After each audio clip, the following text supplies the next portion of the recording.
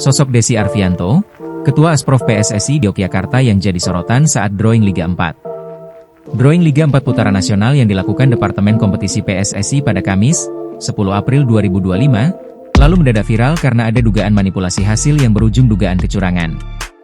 Apalagi prosesi drawing Liga 4 yang diselenggarakan PSSI itu ditayangkan secara langsung lewat YouTube PSSI TV pada Kamis 10 April 2025. Alhasil, viralnya video drawing Liga 4 yang diduga penuh manipulasi itu mendadak banyak diperbincangkan netizen.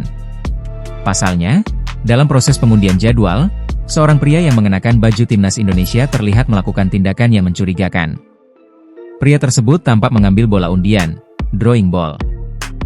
Namun saat membuka kertas hasil undian, tangannya terlihat sempat disembunyikan ke bawah meja sebelum akhirnya membuka kertas tersebut.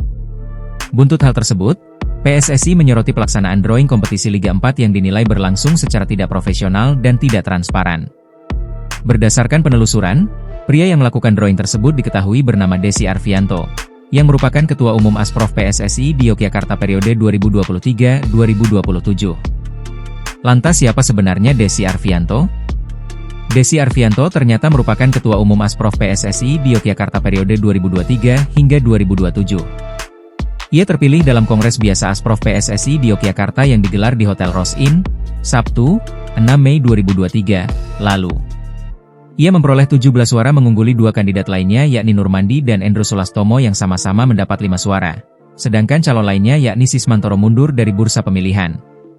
Desi Arfianto didampingi oleh Daryanto Hadi yang juga terpilih sebagai Wakil Ketua Umum dengan perolehan 18 suara mengalahkan Sismantoro yang meraih 8 suara.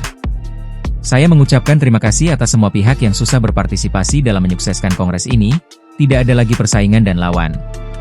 Kongres sudah selesai dan mari kita bersama membangun sepak bola Jogja, kata Desi ketika itu, dilansir Harian Jogja.